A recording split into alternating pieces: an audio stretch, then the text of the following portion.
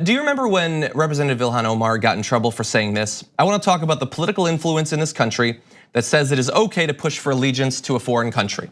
So there, look, she's talking about the influence of foreign money on our politics, and how if you question in any way any particular component of the relationship between the United States and Israel, you are attacked as being anti-American. Now, could she have worded various things she said differently? Possibly. She's apologized for some of the things that she said, the way that she said it, and she's worked since then to bridge the divide with that community to make sure that they understand that she has their best interests at heart, all of that. But she still is attacked constantly for the things that she said. And what's interesting is that this weekend, that whole dual loyalties thing, which is a trope that has been used to attack Jewish Americans for a long time, came up in an interesting context and is not receiving so much scrutiny, possibly because of the person who said it, and here he is. I stood with Prime Minister Netanyahu, Benjamin Netanyahu. How is the race going, by the way? How is it? Who's gonna win the race? Tell me, I don't know. Well, it's gonna be close. I think it's gonna be close. Two good people. But I stood with your Prime Minister at the White House to recognize Israeli sovereignty over the Golan Heights. The Golan Heights is something I've been hearing about for a long time. Yeah, he's heard about it for a long time. He's learned absolutely nothing. He knows about as much about it as I do.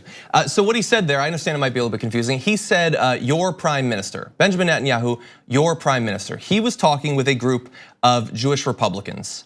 They are American citizens. They're not Israelis. He's not their prime minister. He's their president, and that is its own embarrassment for them. Right. But they are American citizens, and he is implying that Benjamin Netanyahu is their leader here.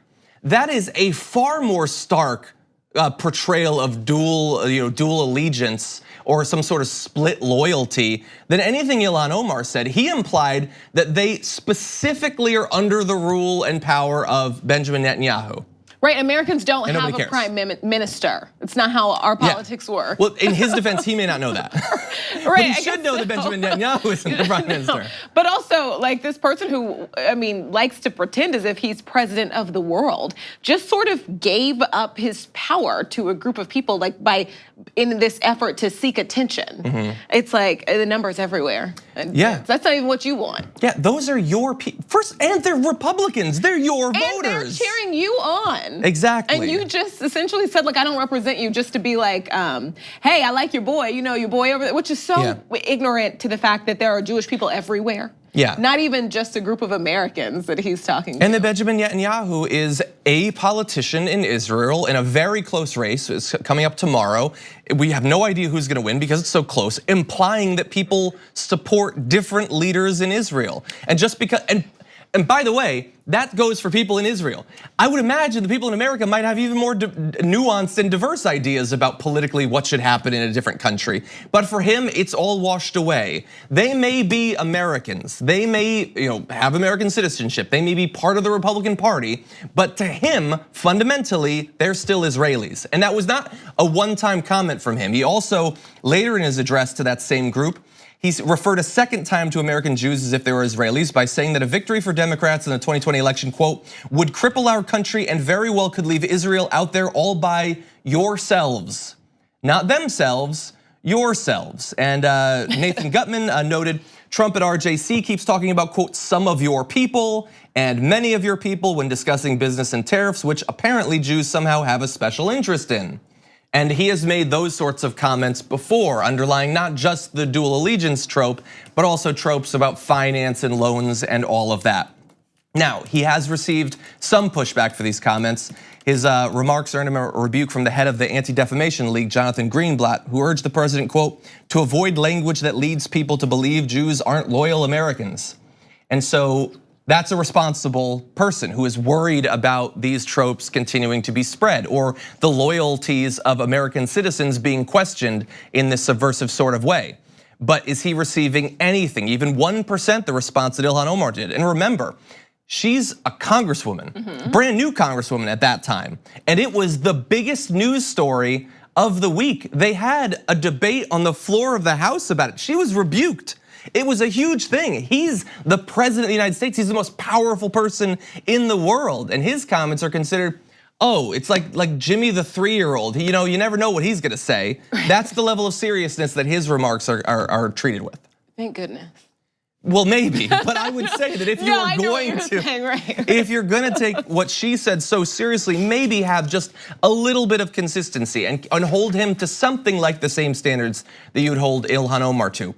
But of course they're not, and we understand exactly why, because it wasn't about what he said or what she said, it's about who he is and who she is. And she, as you pointed out, is a black Muslim woman. And that is why, because she is the way she is, she was born the way she was born, she wears the hijab that she does, she is always going to be questioned in a way that Donald Trump never will be. Absolutely. Yeah. You know what's fascinating to me also, it was kind of an eye-opener, and this is not, I'm not saying anything about like, was he guilty, was he not, but I've been watching the case of Adnan Syed on HBO, and I did not listen to Serial. And it was something, I think it's his cousin who's kind of been like fighting for his case, like behind the scenes. She's in the documentary and she's talking about his trial when he was a teenager. And you know, she's like, basically almost like pointed out that just her life as a Muslim woman and their lives as a Muslim family, that the conversations that we have now about Muslims didn't start yesterday. Like that they face the same type of discrimination, you know, 20 years ago. He's been in prison for 20 years. Yeah. And kind of pointing out examples of how that, what am I trying to say? Like how that, you know, cast a shadow over the trial. Even back then, yeah. Even back then, Yeah. right. And so it is, you know, fascinating that, you know, for her, this is Monday. Yeah, exactly. You know? And there's an interesting parallel there. If you are Muslim American, you're Muslim and you're an American, okay? And nobody gets to question your devotion to the country that you chose to come to. The same for Jewish Americans. Yeah, they're Jewish and they're American. And they can have whatever views they want to have about the politics of America or any other country. And we don't get to question whether they're sufficiently American in the way that Donald Trump so blatantly did there. Yeah. These are our country people. These are our people, and we should treat them that way.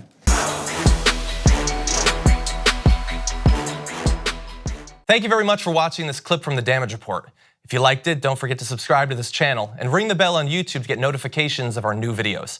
And of course, you can catch the full Damage Report live every weekday at 1 p.m. Eastern, 10 a.m. Pacific on TYT Network on YouTube TV.